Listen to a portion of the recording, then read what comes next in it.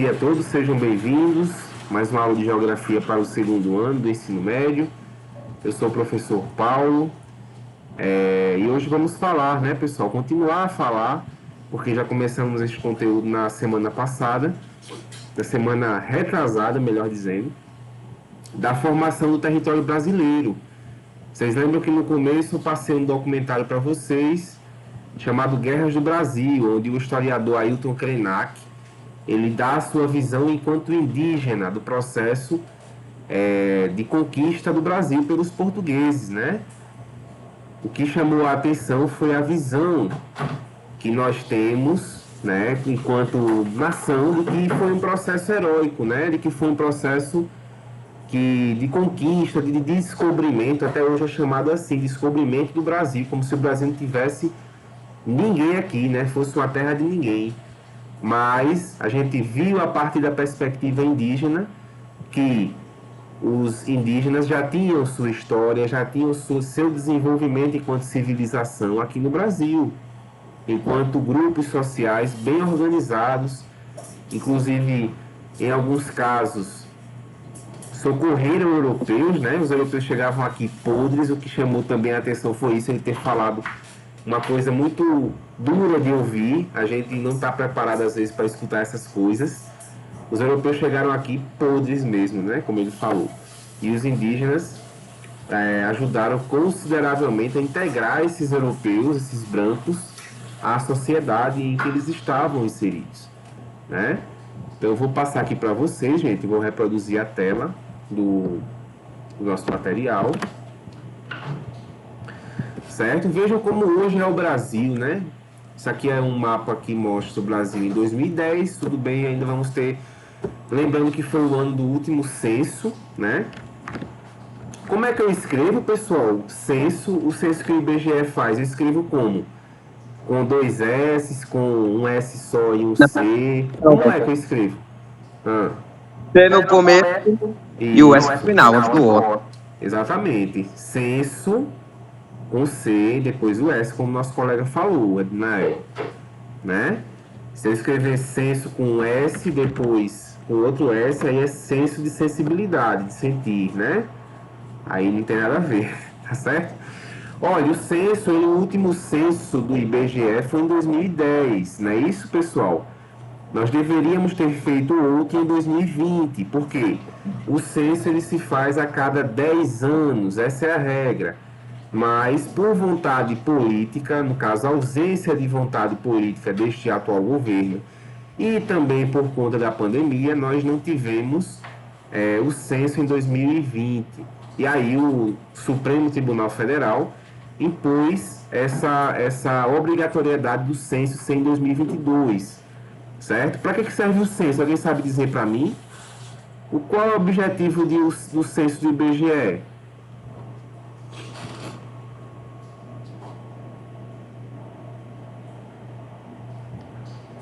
Eu acho que é sobre a pesquisa da cidade, né? No caso da população, se é mais de 5 mil habitantes, de 5 mil habitantes. Cada casa. O objetivo, né, como você muito bem falou, é basicamente esse, né? É dar a cara do Brasil. Que cara esse país tem? Como é que a gente vai saber o país, como é o país que a gente vive, se a gente não tem pesquisas? Se a gente não tem... O Brasil não tem cara. Diga. O Brasil é muito variado, não tem cara definida, não. E é bom isso. E eu vou dizer, pessoal, é bom.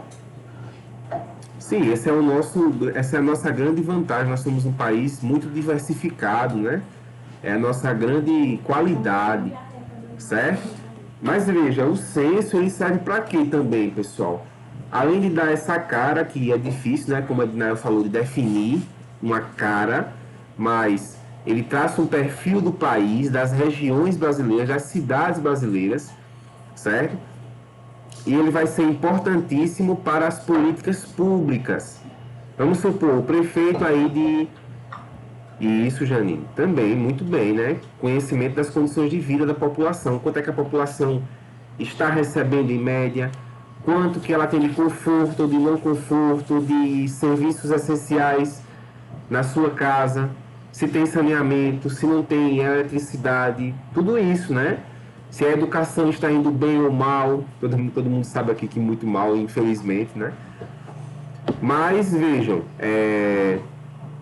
como é que se diz? Eu vou ter base de números quantitativo para nortear políticas públicas. Vamos supor, o prefeito ele assume a cidade aí de Jacaraú, onde vocês moram, né? E aí ele vai pegar os índices do IBGE, os dados, e vai olhar, poxa, Jacaraú tem uma parte aqui muito importante da cidade que está sem saneamento pelo IBGE que eu estou vendo aqui. O que é que eu vou fazer? Eu vou ter esse recurso X e vou investir em tal área da cidade que está sem saneamento. Dá uma luz, pessoal, para todas as políticas públicas. Você vai ver a qualidade da educação, a qualidade da saúde pública, a qualidade dos serviços de infraestrutura, certo? Se vai ter estradas esburacadas, se vai ter ruas que não tem saneamento, calçamento e tal.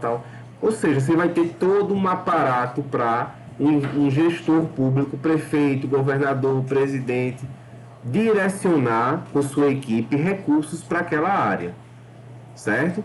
Então, esse é o fundamento de um censo do IBGE. Por isso que as pessoas são convocadas e vão de porta em porta, de rua em rua, certo? É uma pesquisa muito séria que é feita no Brasil todo. Tá bom, gente? Pois bem, dito isso, a gente observa aqui no Brasil em 2010, que foi o ano do último censo, nós temos uma distribuição da população urbana muito maior, né, do que a população, por exemplo, que vive no campo, tá? Então vejam, vamos entender esse mapa. Quanto mais pontinhos ele tiver, quanto maior quadrado ele tiver, mais população urbana a cidade ou o estado vai ter, né, gente? O que é que a gente pode observar aí? Que as cidades que estão no litoral, né, vamos pegar aqui os exemplos, né? Belém, São Luís, Fortaleza, Natal, João Pessoa, Recife, Maceió, Aracaju, Salvador, Vitória, Rio de Janeiro, Curitiba. Curitiba não é exatamente litoral, né? São Paulo não é exatamente litoral, mas fica muito próximo do litoral. Florianópolis, Porto Alegre. Vejam que as capitais brasileiras, em boa parte, a maior parte das capitais está em áreas litorâneas. Vocês acham que isso tem explicação histórica? Por que as capitais brasileiras, em grande maioria, está localizada no litoral? Eu acho que vem de muito tempo. Certo. Por exemplo, no caso do Porto, tem o Porto do Rio de Janeiro, não tem, pastor? Tem. Tem mais com a questão do local. Certo. E é litorâneo, acesso a mercadoria. Isso. Tinha uma função comercial no processo histórico inicial do Brasil. Essas cidades, vamos colocar aqui, recebiam produtos e recebiam escravos, certo? A população negra de Salvador, de São Luís, do Rio de Janeiro, do Recife é significativamente grande, certo? Por que isso? Não é por acaso, porque foram áreas portuárias que recebiam pessoas acorrentadas que chegavam em condições degradáveis, degradantes no navio negreiro, certo? E eram colocadas nos mercados para serem vendidas, feito produtos. Dava aquela embelezada, botava maquiagem para parecer bonito, né? Para o cara que vai comprar, o senhor de engenho, enfim, o fazendeiro que iria comprar, olhar aquele escravizado ali e ter interesse em comprá-lo por ele ter disposição, por ele ter vigor, força física.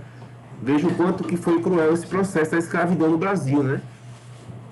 Então, as cidades portuárias, no começo da nossa história, elas tinham uma função estratégica. Era uma função comercial, certo? Que recebia produtos vindos de outros países ou outras cidades, certo? Por via marítima, tá bom? Então, veja, aí em João Pessoa, perto de onde vocês moram, você tem o Varadouro, o bairro do Varadouro, em João Pessoa. O que é um varadouro? Alguém sabe me dizer o que é um varadouro? Um varadouro é um pequeno porto, certo? Onde era o porto da cidade de João Pessoa? Era no porto do Capim, onde nós temos lá hoje uma área reconhecidamente, né, histórica. Se tem pontos lá demarcados. Foi feita uma revitalização recentemente, que gerou um pouquinho de polêmica. Um pouquinho não, muita polêmica, certo? E você tem as igrejas ali que acompanham o desenvolvimento da cidade de João Pessoa, né? Então você teve, para citar o exemplo da capital paraibana, você teve essa lógica nas cidades brasileiras no litoral. O litoral funcionava como meio de comunicação com Portugal no começo, certo? Então ficava mais fácil interligar a administração da colônia a partir do litoral com Portugal do que você colocar para o interior, né, gente? Você não tinha aviões, você não tinha transportes aéreos como você tem hoje. Tudo era por via marítima, certo? Então, as cidades do interior, elas foram desbravadas depois apenas. Alguém saberia me dizer qual é a história de como é que surgiu a cidade de Campina Grande, por exemplo? Campina Grande, sei não. Campina Grande era uma feira de gado, certo? Era uma feira onde as pessoas que traziam... Porque, veja, os engenhos de cana-de-açúcar, eles se instalaram nas margens dos rios no litoral, área de várzea, certo? Então, quando você tinha a melhoria na tecnologia, a força física do boi passou a não ser tão necessária quanto no começo. Então o boi ele ficava meio que sem grande serventia nos grandes engenhos, nos engenhos mais avançados. E aí o boi ele ia para o interior, ele ia para áreas sertanejas, certo? E aí surge a figura de quem? Do vaqueiro. Não é o Zé Vaqueiro de hoje, né? O Zé Vaqueiro de hoje vive na cidade, né? Anda com roupa de boi, né? Não é o Zé Vaqueiro, não. É o vaqueiro raiz, tá certo? Então o vaqueiro raiz, ele surge assim. As tropas de gado indo para o interior. E aí os caras faziam uma paradinha aqui e ali para dormir, para pousar, como se diz, né? Para descansar. Era o descanso deles na jornada. Então, eles começavam a botar pontos de apoio e também alguns comerciantes começavam a vender produtos de gado, né? Produtos ligados à pecuária, alimentos também, certo? Então, Campina Grande surge nesse contexto. O interior da Paraíba, dos estados do Nordeste, são formados mais ou menos por essa lógica da expansão da atividade comercial, da atividade econômica, perdão, da pecuária para o interior, certo? Então, os primeiros locais de desenvolvimento administrativo, político, comercial são os litorais, tá certo? João Pessoa, inclusive, ela cresce do mar para dentro. Você vê, ela tem essa característica, né? Então você tem o centro histórico, perdão, de dentro para o mar, é uma exceção, né? O centro é o ponto inicial da cidade e ela cresce em direção ao mar. As outras cidades, a maioria delas, das cidades nordestinas, das capitais, cresce do mar para dentro. João Pessoa é do centro para o mar. Tem a Epitácio Pessoa, né? Quem conhece lá e tal. Tá certo? Então Campina Grande era uma feira de gado, gente. Depois virou Vila Nova da Rainha, certo? Era chamada Vila Nova da Rainha. E também se destacou depois, um pouco tardiamente, pelo algodão, tá certo? Então Campina Grande tem essa particularidade. Para citar um exemplo aqui para vocês entenderem a lógica. Começa na franja litorânea do Brasil, as principais cidades, certo? São Paulo, que é a maior cidade brasileira, ela não era uma cidade muito povoada no começo da história, certo? Ela era uma cidade que parecia um rancho, parecia um sítio, certo? Tinha pouquíssimos habitantes. Ela foi ser desbravada na época do ouro, né? São Paulo começou a exercer um papel importante na época do ouro, na época da mineração no Brasil, certo? Então vejam, Tudo bem até aí? Querem perguntar algo que não ficou claro? Querem complementar alguma informação? E aí?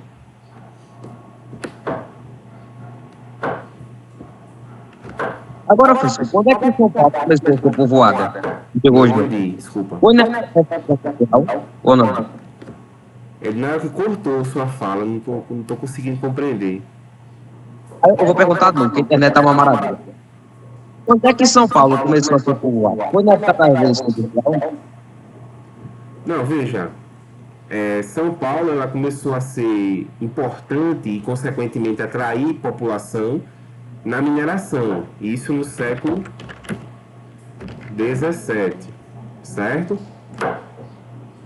Depois veio a fase do café, né? O café era plantado no oeste paulista e nas margens do rio Paraíba, do Sul, certo? Paraíba do Sul. Tem o Paraíba nosso aqui, tem o Paraíba do Sul lá em São Paulo, estado de São Paulo, certo? Então, na mineração e principalmente no café, São Paulo ela ganha, a cidade de São Paulo ganha uma notoriedade muito grande, ganha um destaque, né?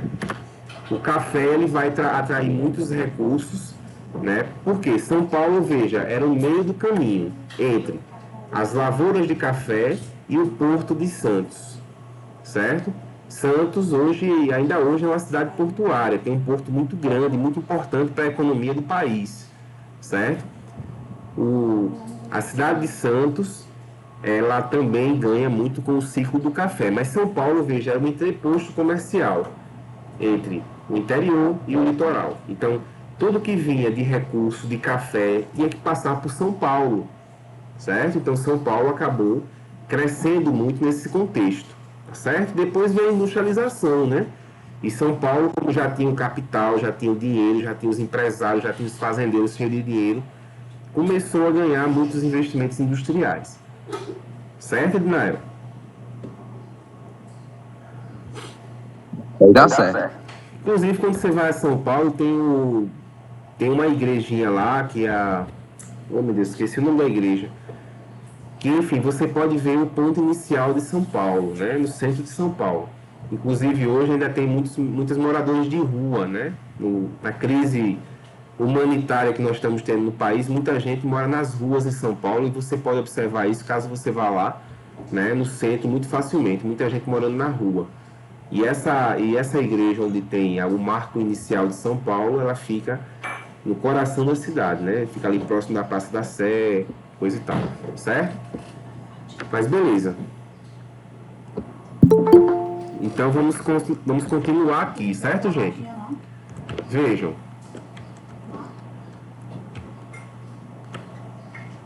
Essa imagem aqui resume muito, né, do que nós vivenciamos como país no começo da nossa história. Deixa eu ampliar bem essa imagem, porque ela para mim é muito significativa, ela é muito importante para o entendimento desse contexto. O que é que vocês enxergam aí nessa imagem? Isso é uma imagem do Jean-Baptiste Debré, Jantar no Brasil, 1834 a 1839. Mostra uma família brasileira, né? E como é que vocês enxergam essa imagem? Digam aí para mim.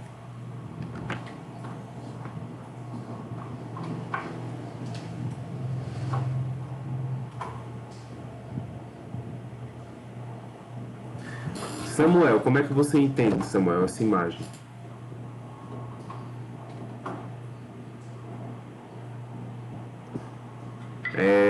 Ana Maria Cruz.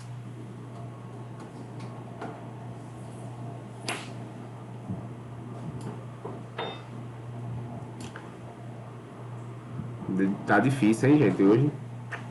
Milena Tá meio Maria. Só quem tá conversando comigo, participando da aula é de Nael. Milene, e aí?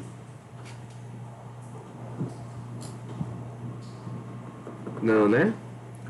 Pronto, pessoal. Então veja. hoje. Mas o que tá acontecendo? Nael? Pode falar. Falar, né? Sobrou pra mim.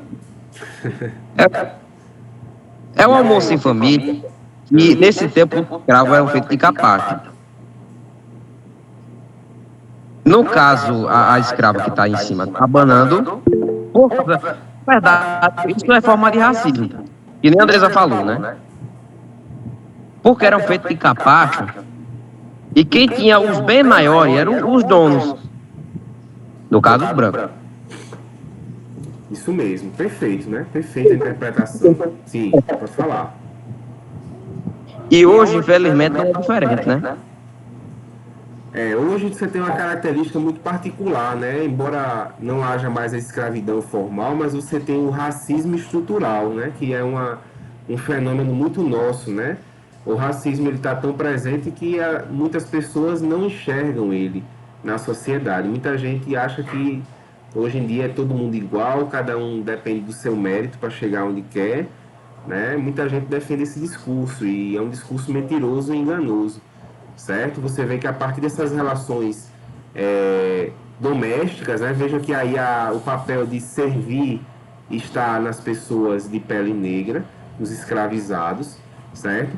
Você vê que os donos brancos desfrutam de uma mesa farta, uma mesa regada a boa comida, boa bebida, certo? As vestimentas. Opa, perdi minha conexão de novo. Só um momento, pessoal. Você que está vendo aí o vídeo, né? Deu uma adiantada. A gente vai reconectar aqui, certo? Só um momento.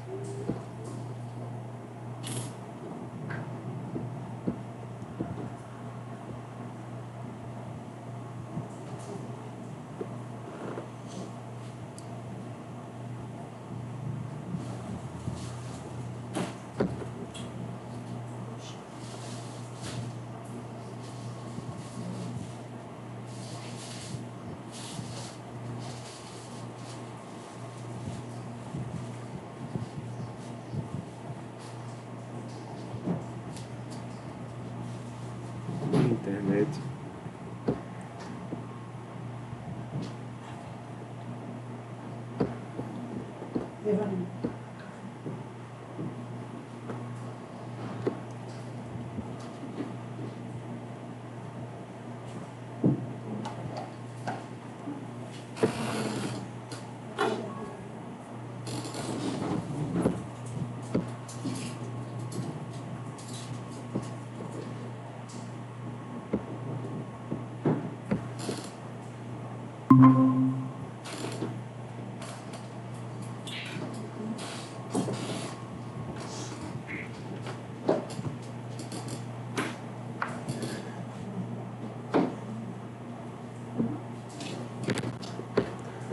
Oi, pessoal, e aí? Estão me ouvindo aí? Me vendo?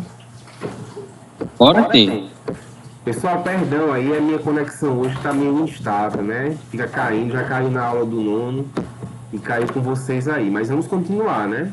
Vida que segue. Pois é, pessoal, então essa leitura de imagens eu acho que é muito importante, né? Para a gente entender o Brasil. Então, o Brasil ele quis apagar durante muito tempo de sua história os registros da escravidão. Houve tentativas, inclusive, de queimar arquivos, de queimar documentos, de queimar imagens, mas felizmente isso ainda é preservado, né, para que a gente consulte a nossa memória. É importante a gente conhecer a nossa história para não repetir os erros, né, que nós cometemos, certo?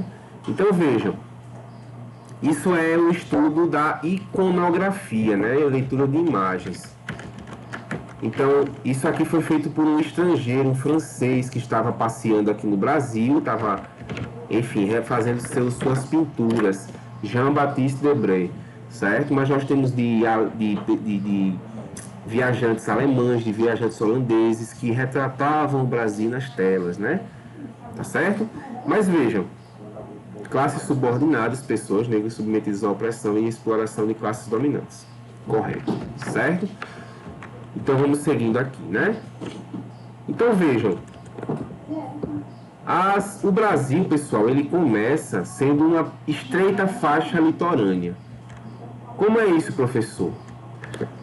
Houve o Tratado de Tordesilhas. O que é que foi o Tratado de Tordesilhas? Que dividia o Brasil entre portugueses e espanhóis, tá certo? Tratado de Tordesilhas. Ele estabelecia que os portugueses ficariam com a faixa litorânea a leste, certo? Então, a partir daí se estabeleceram formas de administração do território, né, gente? De início, o Brasil foi deixado de lado. Por que o Brasil foi deixado de lado? Porque não tinha ouro, não tinha metais, só tinha uma matéria-prima muito rudimentar, que era o pau-brasil, certo? O pau-brasil servia para atingir tecidos, né, tecidos da nobreza e coisa e tal na Europa, mas não tinham o que eles mais queriam, que era de início os metais, né, o ouro, a prata e tal, certo? Então, o Brasil ficou um pouquinho deixado de lado por vários anos. Por cerca de 30 anos, o Brasil não foi definitivamente ocupado pelos portugueses, certo? Só a partir de 1530, mais ou menos, nós passamos a ter uma ocupação do território brasileiro. A partir de quê? Das capitanias hereditárias. Capitanias hereditárias. Que eram, para vocês terem uma noção, tão esquecidas em muitos casos, que os donos das capitanias, os donatários, eles nem vinham aqui, certo? O cara recebia uma porção zona de terra do tamanho de um estado brasileiro e não vinha aqui, certo? Por quê? Vou fazer o que lá no Brasil? Naquela terra sem lei, naquela terra sem moral, todo mundo andando pelado, como os indígenas andavam, né? Com as suas roupas, poucas roupas, né? Em comparação aos europeus, certo? Então você tem um abandono do Brasil em boa parte dos casos. Só 2 capitanias prosperaram, que foram quais? Pernambuco, escrevi Pernambuca, né? Perdão, Pernambuco e São Vicente, devido às condições climáticas que favoreceram a cana-de-açúcar, no caso de Pernambuco, principalmente, né? Pernambuco foi a mais próspera, certo? Desenvolveu uma intensa produção de cana-de-açúcar. Para que serve a cana-de-açúcar ou para que servia a cana-de-açúcar? Alguém sabe dizer? Servia para botar 4 coisas, né? Alguém pode me dizer quais? Principalmente o açúcar, né? Já tá no Brasil, tinha que ele era o maior fabricador de açúcar da América Latina. Perfeito. O açúcar, primeira coisa, tinha funções. Pergunta, pessoal. O outro nem me pergunta, pessoal, que eu não sei não. Ó, vamos lá. Na Paraíba, no nosso estado, nós temos, por exemplo, a areia, né? A areia tem uma produção de cachaça muito conhecida, certo? Mas vamos lá. O açúcar, primeiramente, primordial, né? Tinha funções de adoçar comida, né? Tinha funções até medicinais. Segunda coisa, o bagaço da cana, você fazia o quê? Tinha um melaço, que dava para fazer um melaço bom também da cana. Tinha a rapadura, né? E por último, o mais conhecido assim ao lado do açúcar hoje é a cachaça, né? A produção da aguardente, né? Então é muito interessante, pessoal, que quando vocês forem à areia, né, vocês conhecerem os engenhos para ver como é que a cana de açúcar ela é processada hoje. Eu já tive a experiência de ir, acho que por 2 ou 3 vezes a um engenho em areia, onde se faz uma cachaça. Então, claro, vocês não vão beber, né? Vocês não estão em idade de beber cachaça. Mas vocês irão ver como estudantes, como o processo é feito, né? E é um fator muito importante para a economia local, a cachaça, né? Em areia, certo? Então, areia, bananeiras, eu acho que também tem engenhos, né? Aquela região do Brejo ali, paraibano, tá bom? Vamos lá. Então, vejam, Então as capitanias fracassaram, foi um fracasso retumbante, né, das capitanias hereditárias. Depois instituiu-se o governo geral no Brasil, né? Interessante, pessoal. Como é que a terra era distribuída? Hoje no Brasil você tem uma concentração de terras muito grande, né? O Brasil ele possui isso como característica, é um país de latifundiário, né? Concentração de terras, o que é isso? Muita terra na mão de poucas pessoas. Como é que começou isso aí, pessoal? Lá no começo da nossa história, os portugueses, quando chegaram aqui para ocupar os territórios, eles começaram a dar terras, grandes pedaços de terras para pessoas que tinham prestígio, que tinham boa fama junto ao rei de Portugal. Eram as Sesmarias. O que eram as Sesmarias? Eram grandes doações de terra para algumas pessoas que tinham prestígio junto ao rei, né? Indígena tinha direito à terra? Não. Escravizados tinham direito à terra? Também não. Nenhum desses grupos sociais tinha direito a nada. Só ao pau da escravidão, né? Ou então a ser doutrinado na doutrina católica, na doutrina da religião católica, no caso dos indígenas, certo? Então vejam, foi um processo extremamente excludente, né? E hoje em dia, pessoal, hoje em dia você tem no Brasil um país extremamente latifundiário, onde não há nenhuma perspectiva a curto prazo para reduzir esse problema, certo? E você tem uma ameaça, nos dias de hoje, cada vez maior ao meio ambiente, porque a produção agrícola vai se expandindo, a monocultura, o agronegócio, cada vez mais mecanizado, e a natureza vai sendo cada vez mais devastada para abrir campos para esse tipo de negócio. Então percebe que um problema histórico lá no comecinho, ele tem consequências até o dia de hoje, né? Muitos desses donos de terra, para não dizer quase todos ou todos, né? Eles já nasceram em famílias latifundiárias. Eles não tiveram, eu consegui tudo de baixo, né? Consegui tudo do zero. Muito dificilmente. E se você tem uma pessoa que consegue do zero, geralmente pode ir atrás que tem coisinhas ilícitas ali, né? No que diz respeito a relações de trabalho, a escravidão, a semi-escravidão, a condições análogas à escravidão de algumas pessoas, certo? Tudo bem até aí, gente? Querem perguntar algo que não ficou claro para vocês?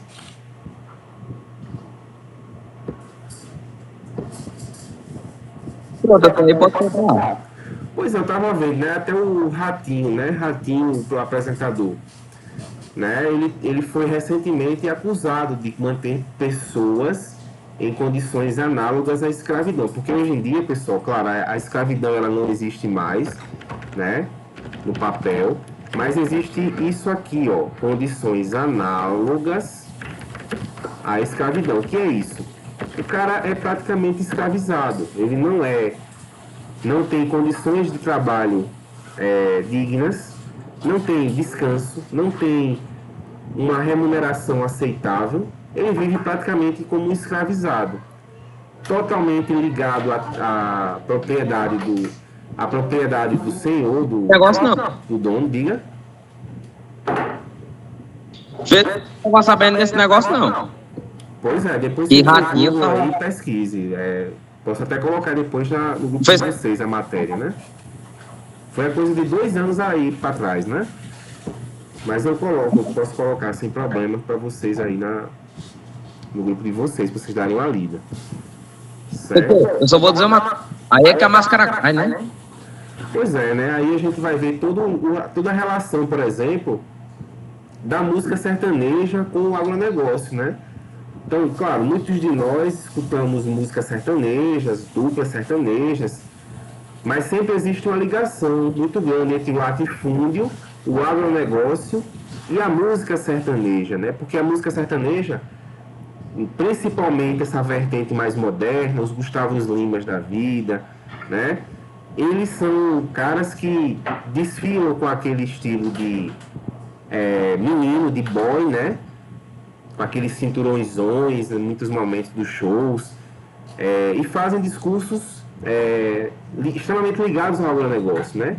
Músicas também extremamente ligadas ao agronegócio, ao latifúndio. Então, veja, é um problema cultural que nós temos, certo? E, por sinal, estes artistas foram recentemente acusados, alguns deles, né? Zanetti Cristiano, Gustavo Lima, de receber cachês absurdos, assim, de prefeituras que tinham de cidades que tinham 5, 8 mil habitantes e que não tinham infraestrutura básica para educação, para saneamento, para saúde, né? E pagavam um cachê de 1 milhão e pouco para esses caras cantarem por 1 hora e meia, né? Vocês podem achar o que vocês acharem, né? Mas eu acho que é um exagero uma música de Gustavo Lima por 1 hora e meia ser 1 milhão e pouco de reais, né?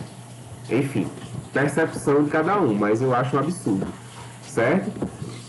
Então, o Brasil sempre foi isso, né, gente? Vamos ver que na história do Brasil a gente sempre foi esse país excludente, esse país que teve uma vertente de privilégios para uns, para brancos, portugueses, para quem tinha ligação com o rei, e um país que excluiu pessoas escravizadas completamente. Até hoje, pessoas negras são as que mais são assassinadas pelo Estado, as que mais são presas, as que são mais pobres, as que ganham menos e trabalham mais. Tudo isso, né, você tem uma ligação histórica, não é por acaso. Os indígenas que até hoje permanecem sob ameaça, né, da expansão do agronegócio, enfim. Veja que tudo isso tem uma explicação da nossa história, né? Não foi uma coisa acidental, tá bom? Então vamos seguir aqui, né? Vejam que o Brasil ele começa a se expandir com qual atividade econômica, pessoal? O Brasil ele começa a se expandir com a mineração, certo? A mineração, a extração de ouro, de metais preciosos, de diamantes, fez com que o Brasil tomasse os contornos atuais que ele tem, que ele vem a ter, certo? Então veja, já esse mapa aqui, ele mostra o nosso avanço, né? Veja, a gente falou que o Brasil, ele era uma faixa litorânea, uma faixa de terra litorânea, que tinha as capitanias hereditárias, certo? Então, a partir do século XVIII, veja que o território brasileiro ele começa a ganhar um crescimento fundamental para nós sermos o país que nós somos hoje desse tamanho, certo?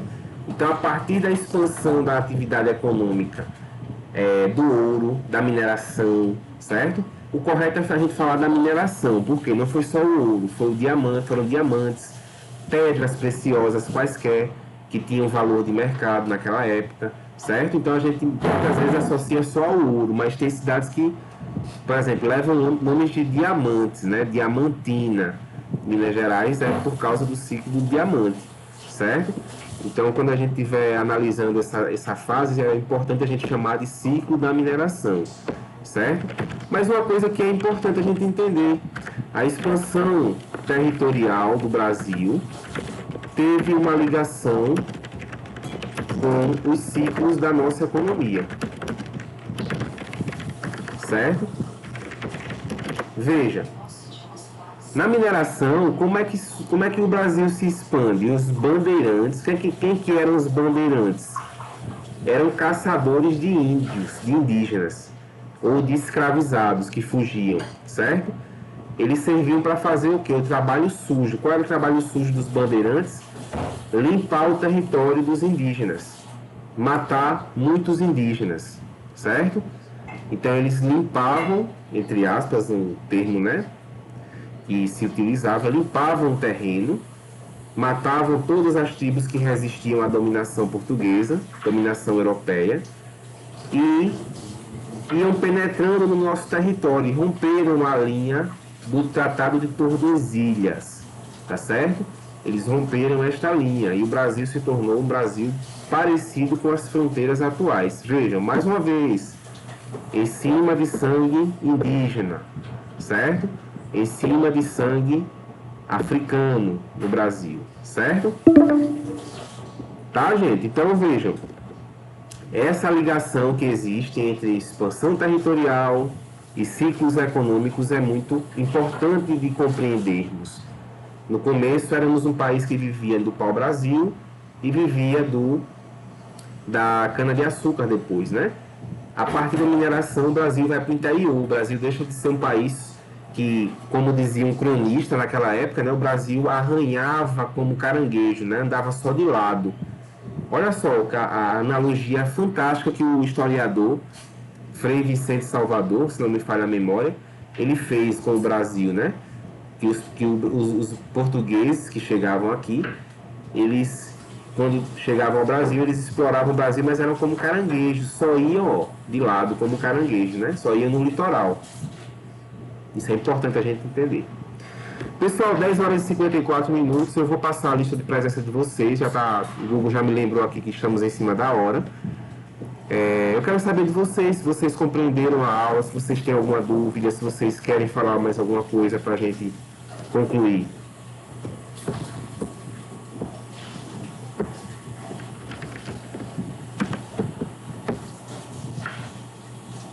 Nicole.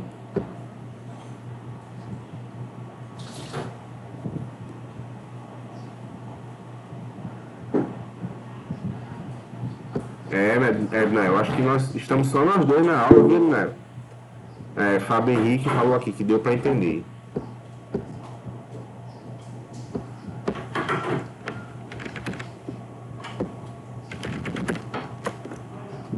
Agora apareceu, agora apareceu. Aí, muito bem. Tá certo, que bom, né, gente? Participar da aula, se envolver, é bacana fazer isso. Só um minutinho que eu vou passar para vocês o formulário, né? No caso, a lista de presença para vocês preencherem, tá bom? Só um minuto. Gente, na próxima aula eu passarei uma atividade, né, relacionada ao que nós falamos hoje, certo?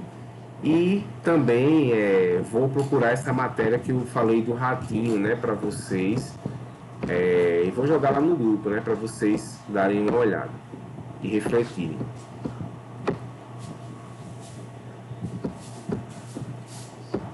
Um momento.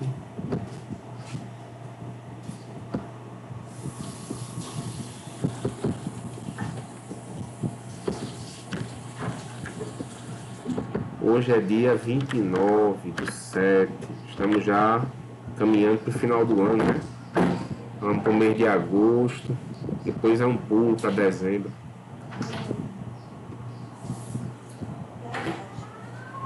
Né?